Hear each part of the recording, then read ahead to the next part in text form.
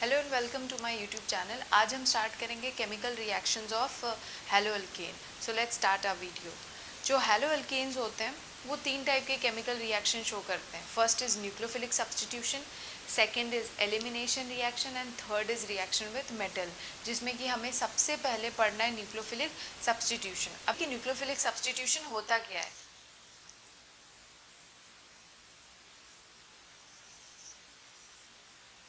अगर कोई भी एल्काइल हैलाइड के पास कोई न्यूक्लियोफाइल अप्रोच करे, अब न्यूक्लियोफाइल्स कौन होते हैं?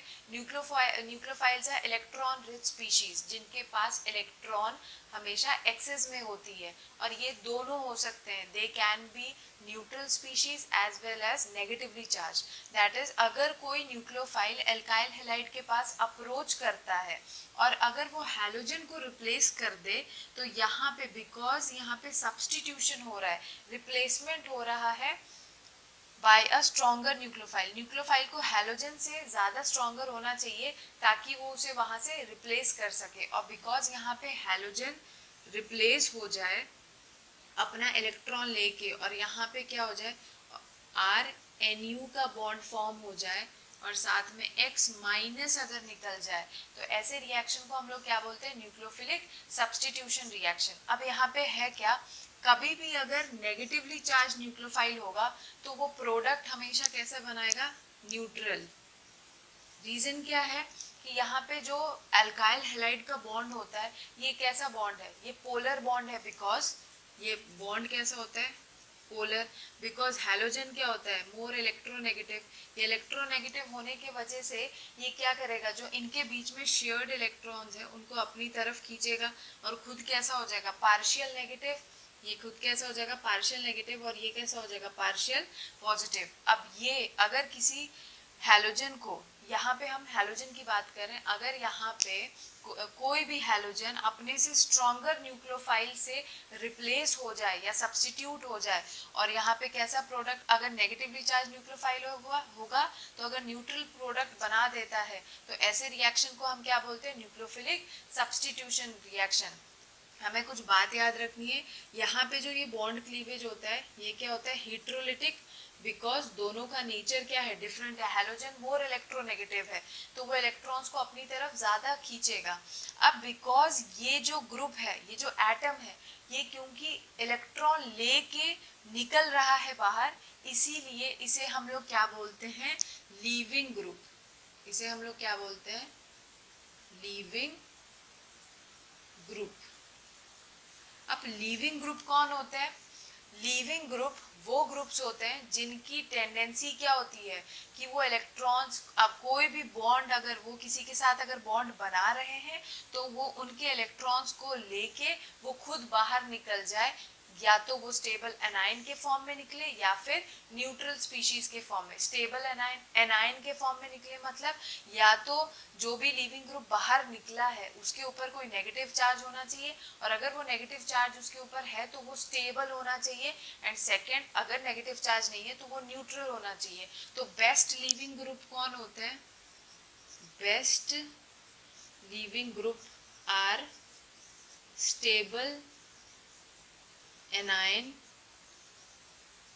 and neutral molecules। अब यहाँ पे एक और बात हमें याद रखनी है कि सबसे अच्छा न्यूक्लियोफिलिक सब्स्टिट्यूशन किसमें होगा? जिसमें लीविंग ग्रुप जितना जल्दी निकल जाए, मतलब ये हैलोजन जितना जल्दी अपने इलेक्ट्रॉन्स को लेके बाहर निकल जाए, और पॉजिटिवली चार्ज्ड कार्बन जितना जल्दी फ्री हो जाएगा, उतना जल्दी न्यूक्लियोफाइल इस पे अटैक करके अपना बॉन्ड बना पाएगा। और ये जो बॉन्ड है, ये कौन सा बॉन्ड है? Covalent bond. उतना अच्छा यहाँ पे, उतना जल्दी यहाँ पे कोवेलेंट बॉन्ड बन पाएगा। तो इसका मतलब न्यूक्लियोफिलिक सब्स्टिट्यूशन का रेट इस चीज पे डिपेंड करता है कि आपका लीविंग ग्रुप का नेचर कैसा है। बेटर द लीविंग ग्रुप, मोर फेसाइल और more faster will be the rate of nucleophilic substitution reaction. यहाँ पे हमें क्या याद रखना है? Better the leaving group, better the leaving group, more faster will be, more facile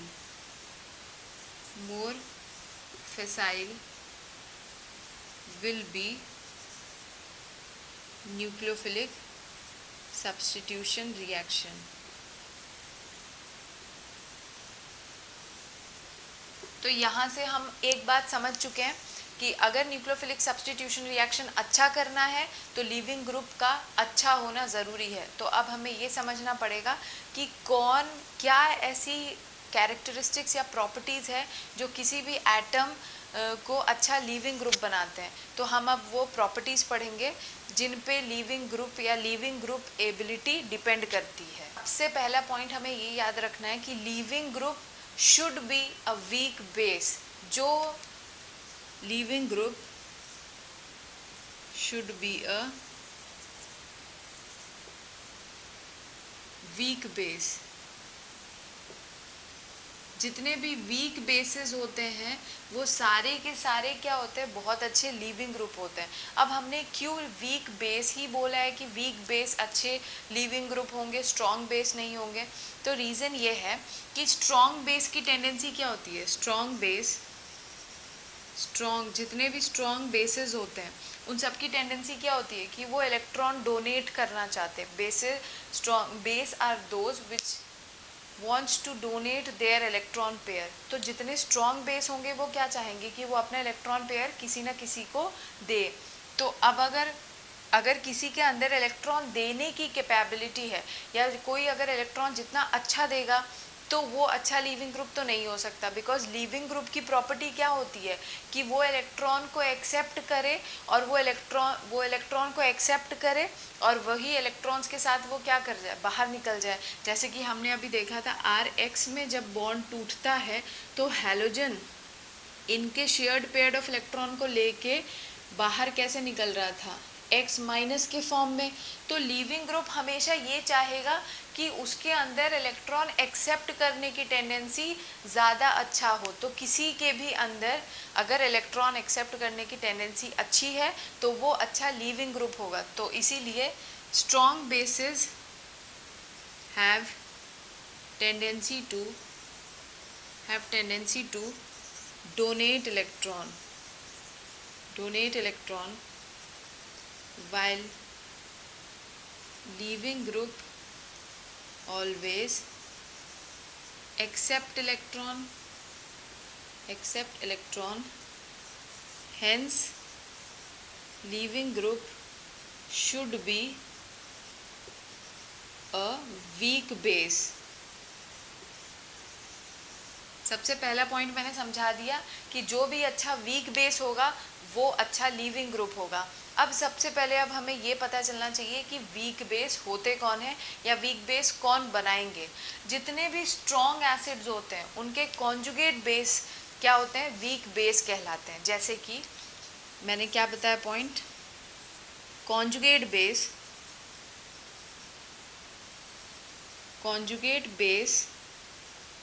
of strong acids are weak bases। जितने भी स्ट्रॉन्ग एसिड्स हैं उनके कॉन्जुगेट बेस जो होते हैं वो वीक बेसिस कहलाते हैं। क्या बताया मैंने, conjugate base of strong acids are weak bases. अब जैसे कि एग्जांपल मैंने लिया HF, HCl, HBr, HI, ये क्या हो गए हमारे स्ट्रॉन्ग एसिड्स हैं। अब ये स्ट्रॉन्ग एसिड्स हैं तो हमें अगर इनका कॉन्जुगेट बेस बनाना होगा तो कॉन्जुगेट बेस बनते कैसे हैं, by loss of a proton. अगर कोई अपना हाइड्रोजन पार्ट यहाँ पे लूज कर जाए तो जो बनेगा वही हमारा क्या होता है, कॉन्जुगेट बेस। तो कॉन्जुगेट बेस HF का क्या होगा, F minus, Cl minus, Br minus, I minus. तो मैंने क्या बताया था कि conjugate base of strong acids are weak base. इसका मतलब ये सारे स्ट्रॉन्ग एसिड्स के ये क्या है, conjugate base, and conjugate base of strong acids are weak bases. इसका मतलब ये सभी के सभी हमारे क्या हो गए, वीक बेस हो गए। और अगर ये वीक बेस है तो ये किसकी कैटेगरी में आएंगे, they are a good leaving group.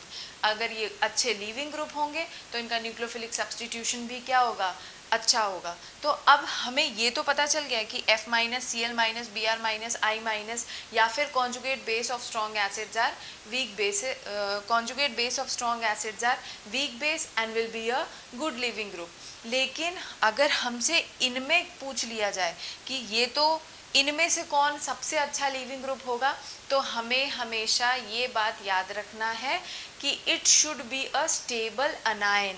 यहाँ पे ये क्या कर रहे हैं, ये जब H को लूज कर रहे हैं तो किस फॉर्म में निकल रहे हैं, F minus Cl minus Br minus I minus, मतलब ये अपने ऊपर इलेक्ट्रॉन्स को कैरी कर रहे हैं। तो अगर कोई भी एटम अपने ऊपर इलेक्ट्रॉन को कैरी कर रहा है तो वो स्टेबल अनायन के फॉर्म में अगर है तो वो सबसे अच्छा लीविंग ग्रुप होगा। मैंने बताया कि लीविंग ग्रुप के लिए सबसे पहली प्रॉपर्टी क्या है, it should be a weak base. दूसरी प्रॉपर्टी क्या होनी चाहिए, it should be a stable अनायन, मतलब अगर किसी के ऊपर इलेक्ट्रॉन है तो वो उस इलेक्ट्रॉन को ईजिली कैरी आउट करे। तो यहाँ पे अगर हम देखें तो सभी के ऊपर क्या है, इलेक्ट्रॉन्स प्रेजेंट है एक्सेस में। तो लेकिन सबसे अच्छा इलेक्ट्रॉन कौन कैरी करेगा, जिसका साइज क्या होगा, बड़ा होगा। तो यहाँ पे अगर हम देखें तो फ्लोरीन ऐसे होता है, फिर क्या होता है क्लोरीन, फिर क्या होता है ब्रोमीन, एंड देन क्या आता है हमारा आयोडीन। इसका मतलब किसका है, आयोडीन का। तो बिकॉज आयोडीन का साइज सबसे बड़ा है तो इसीलिए इस पे इलेक्ट्रॉन डेंसिटी क्या हो जाती है, कम हो जाती है। आयोडीन का साइज बड़ा है इसीलिए इसके ऊपर इलेक्ट्रॉन जो हमने एक्स्ट्रा इलेक्ट्रॉन दिया है वो इजीली डिस्ट्रीब्यूट हो जाते हैं। लेकिन फ्लोरीन का साइज क्या होता है, फ्लोरीन स्मॉल साइज है।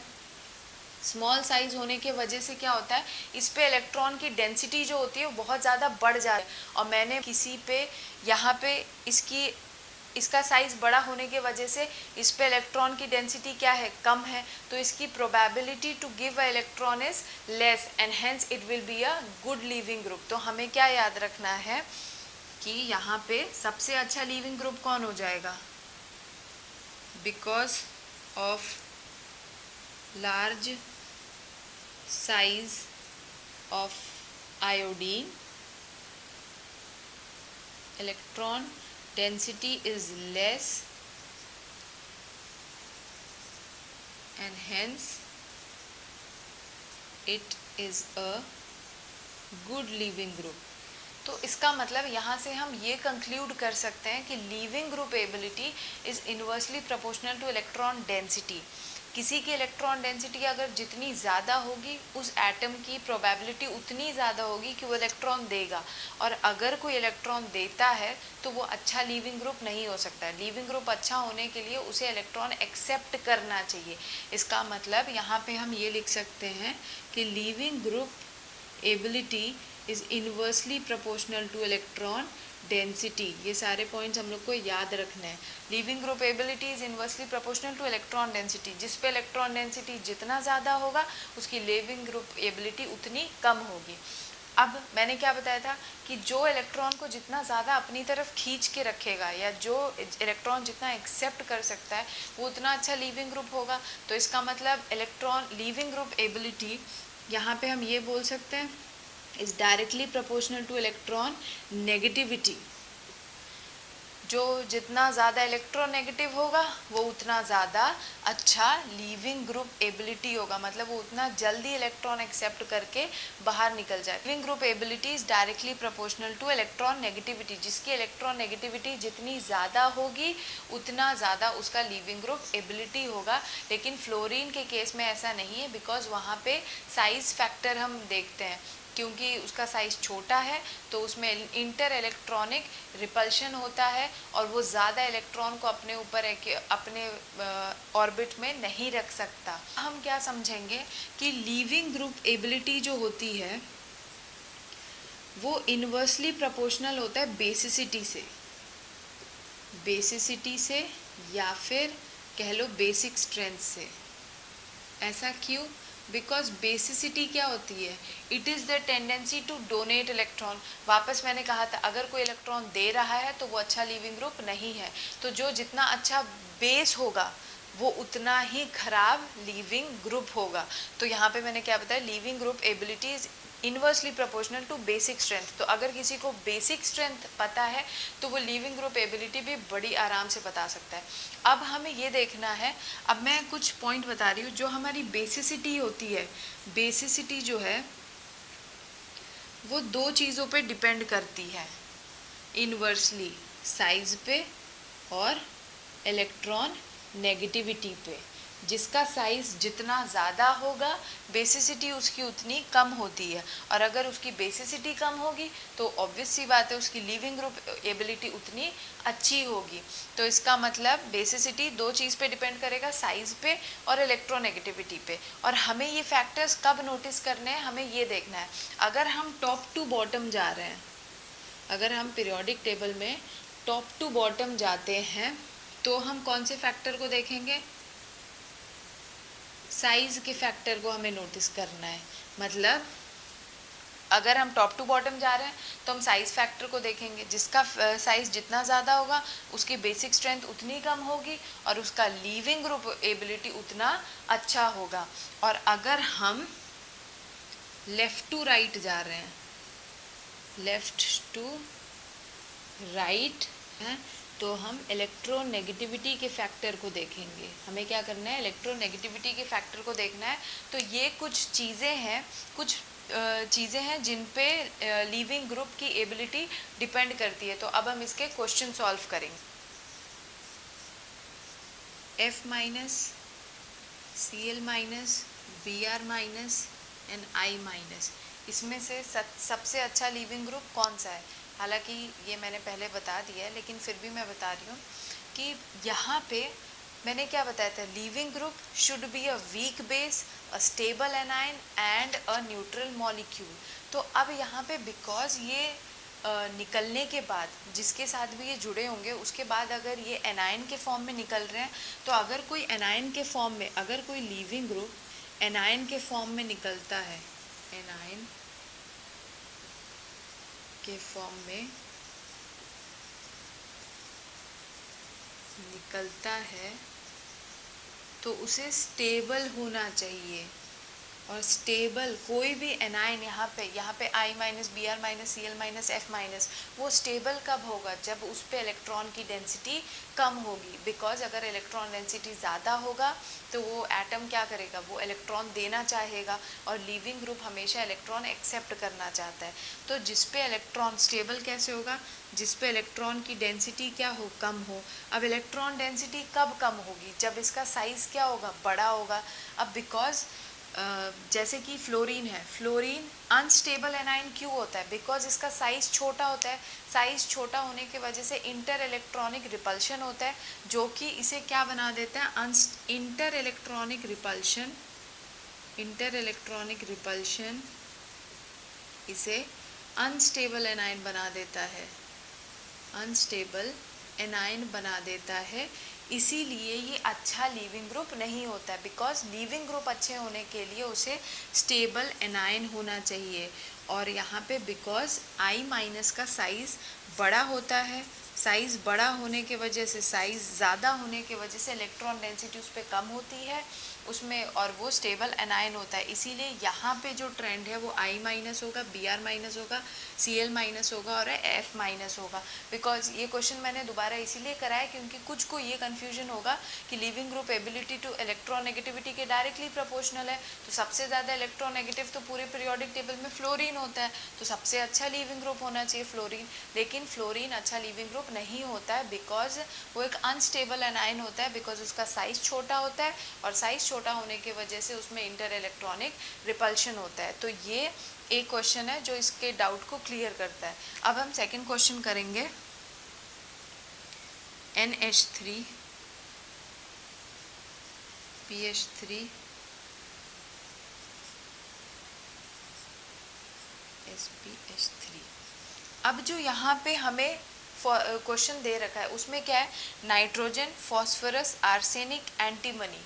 अब नाइट्रोजन, फॉस्फोरस, आर्सेनिक, एंटीमनी ये एक ही ग्रुप में आते हैं, मतलब ये टॉप टू बॉटम लाई करते हैं। तो मैंने बताया था कि टॉप टू बॉटम अगर हमें कभी भी लीविंग ग्रुप डिसाइड, अगर हमें क्वेश्चन यहाँ पे ये बोल दिया जाए इसमें लीविंग ग्रुप अरेंज करो, तो लीविंग ग्रुप अरेंज करने के लिए ये सारे फैक्टर्स में से कोई भी एक फैक्टर ढूंढ लो और उससे वो क्वेश्चन ईजिली हो जाएगा।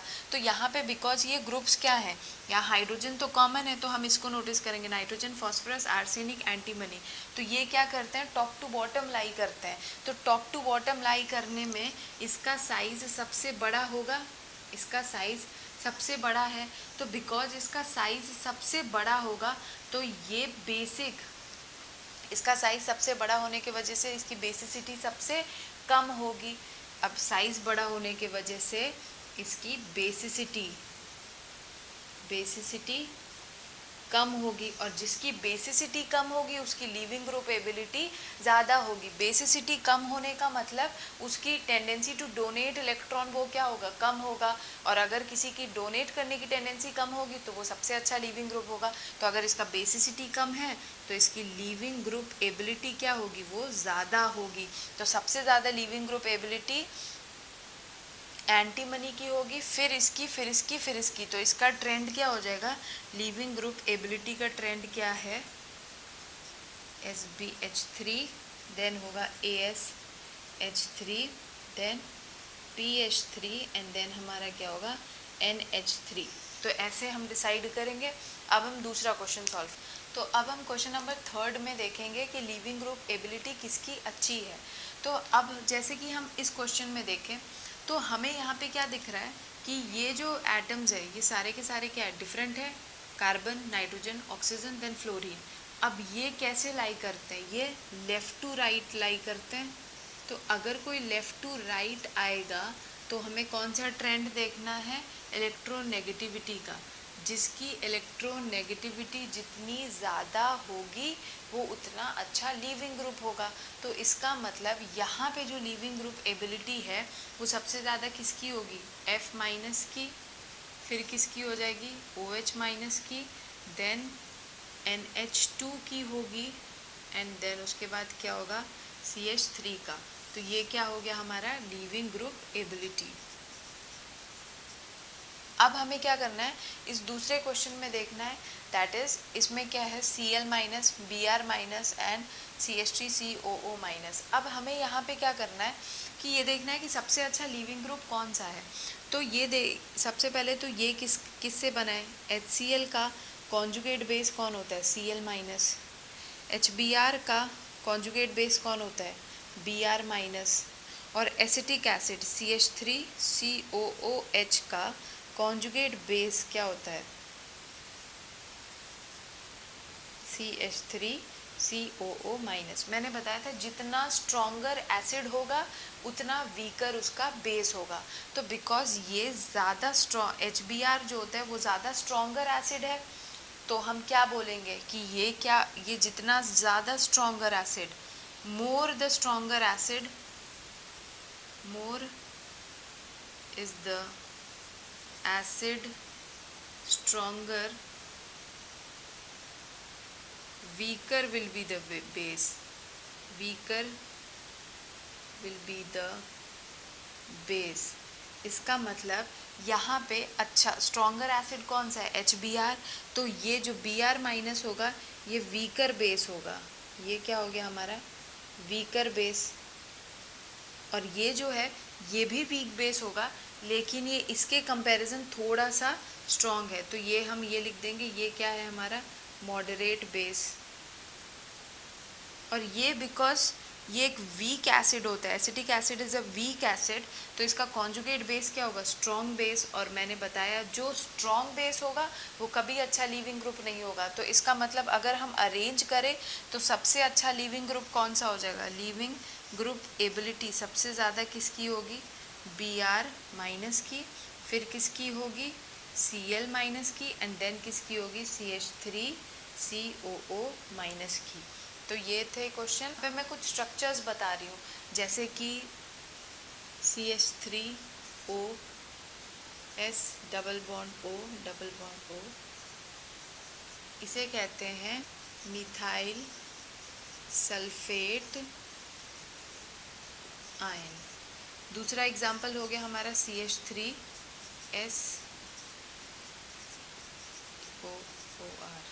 इसे कहते हैं हम लोग मीथेन सल्फोनेट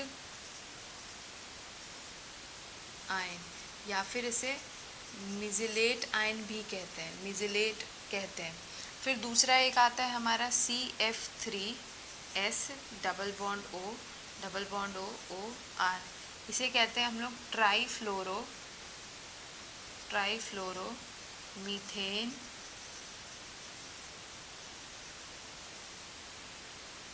सल्फोनेट आयन, या फिर इसका नेम होता है ट्रिफ्लेट आयन, ट्रिफ्लेट आयन। एक हमारा चौथा एग्जाम्पल है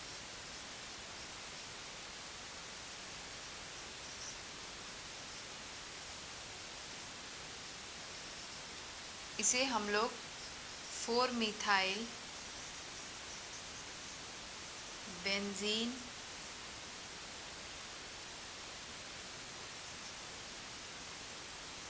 सल्फोनेट आयन या फिर टॉसिल ग्रुप कहते हैं। अब ये सारे के सारे क्या होते हैं, स्ट्रॉन्ग एसिड्स होते हैं। अगर हम इनका कॉन्जुगेट बेस बनाएं तो इसका कॉन्जुगेट बेस कुछ ऐसा बनेगा, CH3OS double bond O minus, और इसका कॉन्जुगेट बेस क्या बनेगा, CH3S double bond O double bond O minus. इसका कॉन्जुगेट बेस जो है वो कुछ ऐसा बनेगा, CF3S double bond O double bond O minus. और जो इसका है, इसका जो कॉन्जुगेट बेस बनेगा वो कुछ बनेगा ऐसा,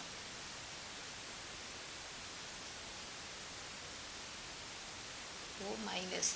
तो बिकॉज ये जितने भी लीविंग ग्रुप जो रेजोनेटिंग स्ट्रक्चर, जो रेजोनेंस स्ट्रक्चर बना लेते हैं, all the living group that form resonance structure are considered to be the best living group। ये सारे के सारे जो living group होते हैं, ये सारे के सारे living group they are good leaving group, because जो इनके इलेक्ट्रॉन्स हैं वो क्या हो जाते हैं, वो रेजोनेंस में इन्वॉल्व हो जाते हैं, और रेजोनेंस में इन्वॉल्व होने के वजह से वो किसी को इलेक्ट्रॉन देने के लिए अवेलेबल नहीं होते हैं इतना इजीली। अभी हमने ये सीखा था कि जो भी लिविंग ग्रुप रेजोनेंस स्ट्रक्चर बना लेते हैं वो सारे के सारे क्या होते हैं, अच्छे लिविंग ग्रुप होते हैं। तो अब हमें अगर इस पे बेस्ड क्वेश्चन करना है तो हम इस क्वेश्चन से कंसेप्ट समझेंगे। जैसे कि ये क्वेश्चन है, इसमें क्या है कि हमें ये पहचानना है कि लिविंग ग्रुप का ऑर्डर क्या है। अब इसमें लिविंग ग्रुप ऑर्डर समझने के लिए हमें ये समझना है कि यहाँ पे आउट ऑफ द 3 ये फर्स्ट, थर्ड एंड फोर्थ, इसमें तो रेजोनेंस हो रहा है, लेकिन अगर हमसे ये पूछा जाए, जैसे अगर क्वेश्चन में सिर्फ इन दोनों में कंपैरिजन होगा तो हम हमेशा क्या बोलेंगे कि जिस स्ट्रक्चर में रेजोनेंस हो रहा है वो हमारा सबसे अच्छा लिविंग ग्रुप होगा। तो अगर क्वेश्चन सिर्फ इन दोनों के बीच में आए तो हम बता देंगे ये क्या होगा, एक गुड लिविंग ग्रुप है। बिकॉज रीज़न क्या है, बिकॉज ऑफ रेजोनेंस। अब ऐसा क्यों होता है, रेजोनेंस के वजह से क्या होता है कि जो इलेक्ट्रॉन, ये जो ऑक्सीजन के ऊपर इलेक्ट्रॉन आया ये लेस अवेलेबल है डोनेट करने के लिए, और अगर कोई इलेक्ट्रॉन डोनेट नहीं कर रहा है तो वो अच्छा लिविंग ग्रुप होगा। तो बिकॉज इसका इलेक्ट्रॉन क्या हो रहा है, रेजोनेंस में इन्वॉल्व हो जाता है, इसीलिए अगर इन दोनों में कंपैरिजन पूछा जाएगा तो this will always be a good living group as comparison to this. तो अब यहाँ पे हम एक और दूसरा रीज़न ये भी समझ सकते हैं, बिकॉज एसिटिक एसिड, ये किसका कॉन्जुगेट बेस है, ये कॉन्जुगेट बेस है किसका, एसिटिक एसिड का, और ये कॉन्जुगेट बेस है मीथेनॉल का, ये कॉन्जुगेट बेस होता है मीथेनॉल का, because acetic acid stronger base है। अब स्ट्रॉन्गर बेस होगा, एसिटिक एसिड मीथेनॉल से ज़्यादा अच्छा बेस होता है, it is a stronger base as ये क्या, acetic acid is a stronger acid, ये क्या होता है, it is a stronger acid as comparison to methanol, as comparison to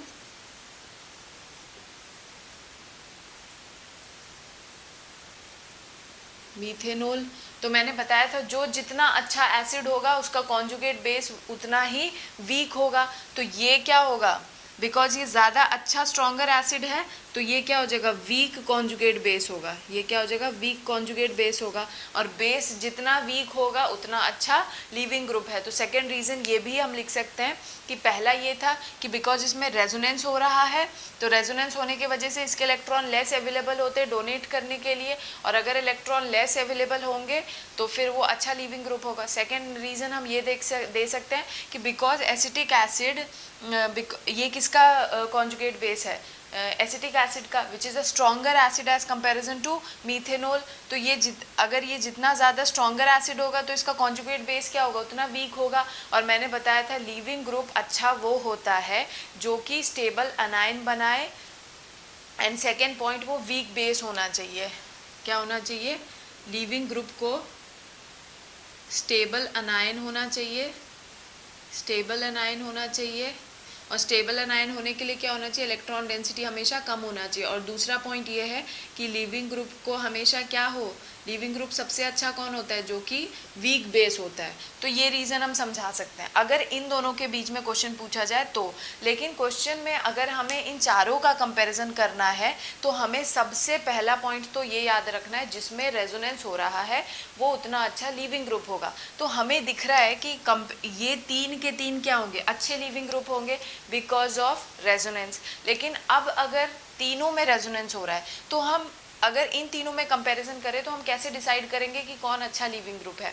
तो जिसमें जितनी बार रेजोनेंस हो रहा है वो उतना ज़्यादा अच्छा लीविंग ग्रुप होगा। तो इसका मतलब रेजोनेंस के फैक्टर के बाद अगर किसी में, अगर कोई लीविंग ग्रुप रेजोनेंस स्ट्रक्चर बनाता है तो वो क्या होगा, उतना अच्छा लीविंग ग्रुप होगा, बेटर लीविंग ग्रुप होगा। अब अगर तीनों में ही रेजोनेंस हो रहा है तो हम कैसे डिसाइड करेंगे कि कौन अच्छा लीविंग ग्रुप है। तो सेकंड फैक्टर क्या होगा, अगर रेजोनेंस हो रहा है तीनों में तो सेकंड फैक्टर डिसाइडिंग क्या होगा, किसमें कितनी बार रेजोनेंस हो रहा है, कितनी बार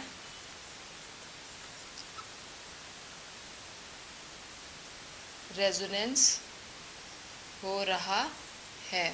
तो जिसमें जितनी बार रेजोनेंस होगा वो उतना ज़्यादा अच्छा लीविंग ग्रुप होगा, बिकॉज नेगेटिव चार्ज जितना ज़्यादा रेजोनेंस में इन्वॉल्व होता है वो उतना ज़्यादा स्टेबल अनायन होता है। तो इसका मतलब हमें अगर यहाँ पे देखा जाए तो इसमें अब हम कंपैरिजन कर सकते हैं कि ये इसमें बिकॉज रेजोनेंस क्या हो रहा है, एक ही बार हो रहा है, ये एक बार यहाँ जा रहा है, ये एक बार यहाँ जा रहा है। इनमें रेजोनेंस कितनी बार हो रहा है, ये एक बार यहाँ गया, एक बार यहाँ गया, एक बार यहाँ आया, मतलब यहाँ पे 3 बार रेजोनेंस हो रहा है, 3 टाइम रेजोनेंस। और इसमें भी क्या हो रहा है, 3 टाइम रेजोनेंस। तो इसका मतलब कि हमें ये समझ आ गया कि ये दोनों ज़्यादा अच्छा लीविंग ग्रुप होंगे as comparison to acetic acid. तो अब इनमें तो कंपैरिजन हमने निकाल लिया कि आउट ऑफ द 3 ये दोनों ज़्यादा अच्छे लीविंग ग्रुप होंगे बिकॉज इसमें रेजोनेंस ज़्यादा टाइम हो रहा है। अब दूसरा फैक्टर ये आता है कि अब ये दोनों में ही सेम टाइम रेजोनेंस हो रहा है तो हम कैसे डिसाइड करेंगे कि कौन अच्छा लीविंग ग्रुप होगा। तो अब अगर कितनी बार वाला फैक्टर हमने देख लिया तो तीसरा फैक्टर हमें ये देखना होता है कि कैसा ग्रुप लगा हुआ है उसके साथ। अब यहाँ पे जो ये ग्रुप है CF3 फ्लोरीन क्या होता है, उसकी टेंडेंसी क्या होती है, इलेक्ट्रॉन खींचने की। वो क्या करेगा, इलेक्ट्रॉन को अपनी तरफ खींचेगा। तो यहाँ पे इलेक्ट्रॉन डेंसिटी क्या हो रही है, ऑक्सीजन पे कम हो रही है बिकॉज यहाँ पे -I इफेक्ट के वजह से यहाँ पे इलेक्ट्रॉन डेंसिटी क्या हो गई, कम हो गई। अब इलेक्ट्रॉन डेंसिटी जितना कम होगा उतना अच्छा लीविंग ग्रुप होगा। तो हमें ये याद रखना है कि अगर कोई -I इफेक्ट लगा है, अगर कोई -I ग्रुप लगा है तो वो इलेक्ट्रॉन डेंसिटी को कम करेगा और लीविंग ग्रुप की एबिलिटी को बढ़ाएगा। तो यहाँ से हम तीसरा फैक्टर ये लिख सकते हैं कि अगर कोई -I ग्रुप लगा है तो वो इलेक्ट्रॉन डेंसिटी क्या करेगा, कम करेगा। और इलेक्ट्रॉन डेंसिटी कम होगा तो लीविंग ग्रुप एबिलिटी क्या हो जाएगी, बढ़ जाएगी। और सेम यहाँ पे ये कौन सा मिथाइल ग्रुप लगा है, इसकी टेंडेंसी क्या होती है इलेक्ट्रॉन देने की, ये इलेक्ट्रॉन देगा तो कोई प्लस आई ग्रुप क्या करेगा, उसका उल्टा करेगा। प्लस आई ग्रुप जो है वो इलेक्ट्रॉन डेंसिटी क्या कर देगा, बढ़ा देगा, और इलेक्ट्रॉन डेंसिटी बढ़ जाती है तो लीविंग ग्रुप एबिलिटी क्या हो जाएगी, घट जाएगी। तो इसका मतलब ये है कि इन चारों में सबसे अच्छा लीविंग ग्रुप हमारा फोर्थ वन है, फिर हमारा कौन सा है थर्ड वन, फिर फर्स्ट है एंड देन हमारा सेकंड है। तो इसका लीविंग ग्रुप, अगर हमें लीविंग ग्रुप टेंडेंसी बतानी, ऑर्डर बताना है, तो ऑर्डर इसका क्या हो जाएगा, फोर्थ, फिर क्या आएगा हमारा थर्ड, फिर क्या आएगा हमारा फर्स्ट एंड देन क्या आएगा हमारा सेकेंड। तो आई थिंक पहले हमें ये याद रखना है, better the leaving group more फैसाइल will be the nucleophilic substitution reaction.